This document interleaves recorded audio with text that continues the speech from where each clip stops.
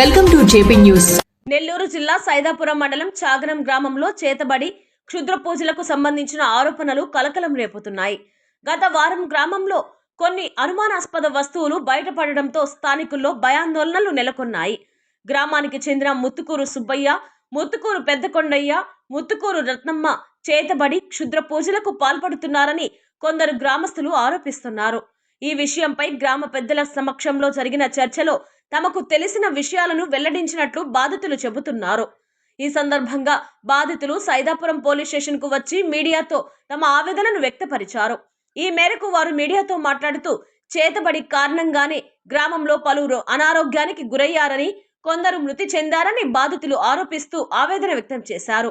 అయితే ఈ ఆరోపణలకు సంబంధించి అధికారికంగా వైద్యపరమైన నిర్ధారణలు వెలువడాల్సి ఉంది. ఈ ఘటనపై బాధితులు స్థానిక ఎస్ఐ పి దుర్గాప్రసాద్ ను కలిసి ఫిర్యాదు చేశారు.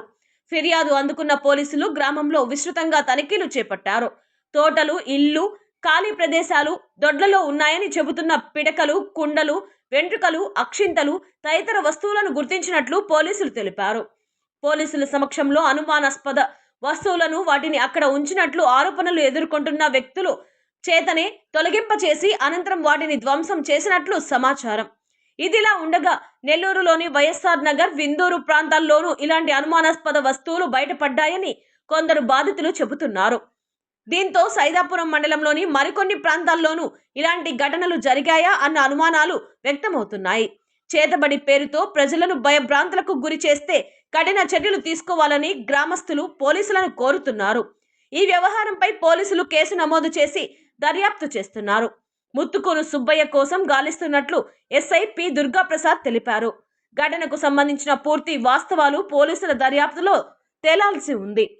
300 మూటలు ఎవరు అబ్బాయి? వాళ్ళ కొడుకు, వాళ్ళ భార్య, పోలీసు వాళ్ళు ఇద్దరు వచ్చి అంటే వాళ్ళకి తెలుసా పెట్టింది? తెలిసి వాళ్ళ భార్యకి తెలుసు,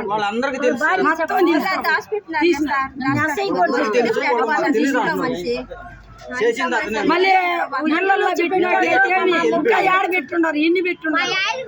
ఇప్పటికి మా ఇంట్లోంచి తలకు పోసుకొని మా ఆయన ఆ రోజు గంగమ్మ కాడికి పోతే సాయంత్రం లోగో మాలు తెచ్చేసి వచ్చా అప్పుడు బయటపడింది సార్. అంతవరకు ఎవరికి తెలియదు. సత్యం కూడా గంగమ్మ కాడికి మాలేసి టెంకాయ గుట్టుకొచ్చా బయటపడింది. ఎక్కడున్నా కూడా మా పొదుపులో ఉండి మా ఇంటికి మంచిగా వచ్చి అబ్బాయి పేరు ఏం పేరు? మళ్ళీ మా ఇంట్లో ద్వారాగానే తీపిచ్చినాం సార్. తీసి మా గ్రామంలో పోలేరమ్మ గుడి ఉంటే ఆ గుడి దగ్గర సత్యం చేసేసి ఉదయానికల్లా దాచిపెట్టేది వెళ్ళిపోయి ఇప్పుడు కనపడటం లేదు. మా ఆయన ఈ గ్రామంలో 50 మంది 100 మంది చచ్చిపోయినా పర్వాలేదు, వాళ్ళ ఆయన కనపడటం లేదంటున్నారు. ఆ రాఘవరెడ్డికి ఒక దండం, ఆ ఉప్పలపాటి 7 గంటలకి ఒక దండం. వాడిని తీసుకొచ్చి ఇంకా ఏడన్నా ఉన్నాయేమో అవి చూపించమనండి సార్. అదే మేము ఆ పోలీసు వాళ్ళకి కూడా కోరుకుంటున్నది. పాపం పోలీసు వాళ్ళు కూడా ఎస్ఐ గారు వచ్చాడు, అమ్మ ఇది మూఢనమ్మకాలు, ఎవరు నమ్మరమ్మ అన్నాడు రాత్రి. నేను నిచ్చిలబాటు అయిపోయినా. ఒక పాపయాళ్ళ కుటుంబం కూడా నేనే ఎత్తేసినానని చెప్తా ఉన్నాడు. మా కొడుకులను కూడా దూరంగా పెట్టాలని చూసిన వాడితో. అందుకని ఆ పోలీసు వాళ్ళు, ఆ రాఘవరెడ్డి అన్న, ఆ ఉప్పలపాటి 7 గొండల స్వామి వాడిని తీసుకొచ్చి పోలీస్ స్టేషన్ కి ఆర్డర్ చేయమను. ఆడ ఉన్నటి అన్ని తీసేయమని. ఇంక వాడి జోలికి మేము రాము. మమ్మల్ని సంతోషించే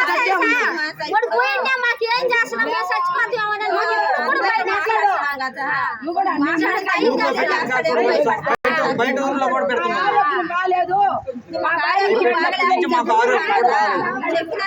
చెప్పిన దానికి వాళ్ళ అన్నం చంపుతానని 5 లక్షలు ఇచ్చి గూడూరు కూడా పోయి ఏరియా వాళ్ళకి కాళ్ళు పట్టుకోండి.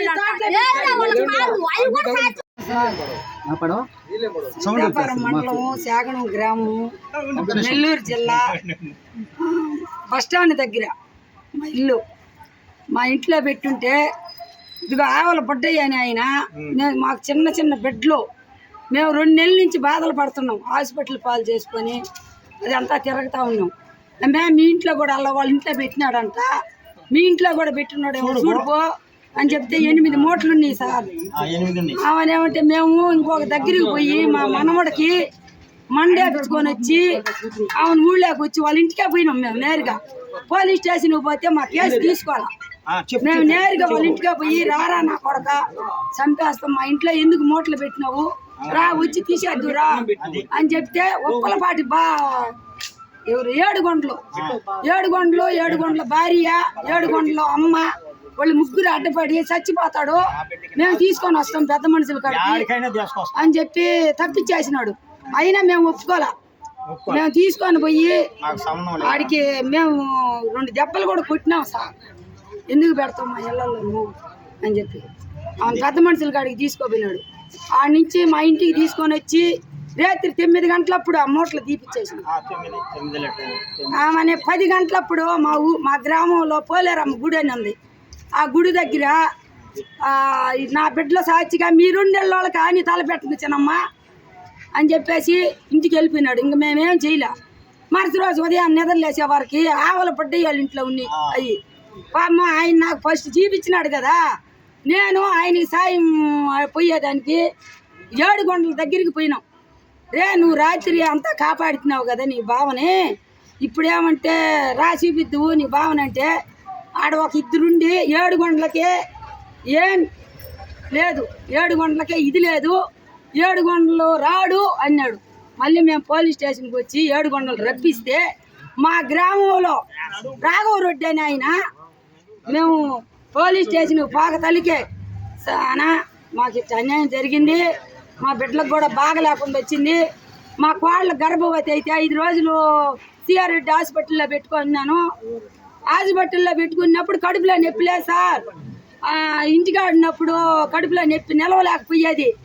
అందుకని ఒక రవ్వ కేసు చెప్పండి సార్, వాళ్ళు వినటం లేదు అని చెప్పి ఏడవని కూడా ఏడ్చిన. రాఘవరెడ్డి ఆడ పోలీసు వాళ్ళు మమ్మల్ని తీసుకోవాలి తొలి రోజు.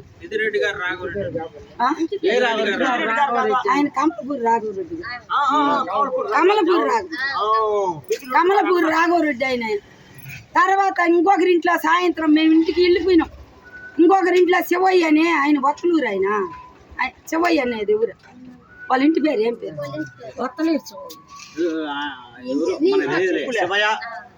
ఆ శివయ్య వాళ్ళ ఇంట్లో మూటలు తేలింది.